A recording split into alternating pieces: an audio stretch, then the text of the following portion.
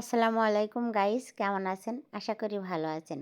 আজকে আমি এমন একটা রেসিপি নিয়ে উপস্থিত হলাম আপনাদের মাঝে, সেটা দেখলেই আপনাদের জিভে পানি চলে আসবে। পানি চলে আসলে সেটা তো আমার দোষ না, আপনারা সেটা অবশ্যই করে খাবেন।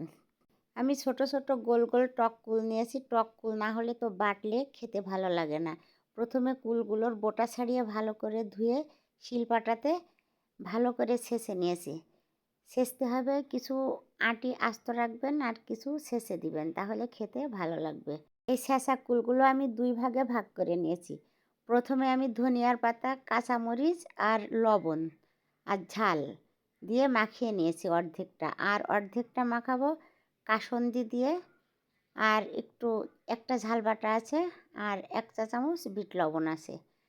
আর এর ভিতরে যদি আপনারা কেউ ঝাল খেতে না চান, তাহলে হালকা একটু মিষ্টি দিয়ে খেতে পারেন, চিনি দিতে পারেন, ঝালটা স্কিপ করতে পারেন। এইভাবেই হয়ে গেল আমার জিভেয় পানি আসার মতো রেসিপি। আমি জানি এই রেসিপিটা আপনাদের দেখতে গেলেই জিভেয় পানি আসবে, তখন ঘন ঘন ঢোক গিলে নেবেন। আমার এই কুল বাটার রেসিপিটি যদি আপনাদের ভালো লেগে থাকে, আমার ইউটিউব চ্যানেলটি সাবস্ক্রাইব করে পাশে থাকবেন, আর ফেসবুক পেজটি লাইক ফলো দিবেন, শেয়ার করবেন। আবারও ফিরে আসবো নতুন কোনো ভিডিও নিয়ে।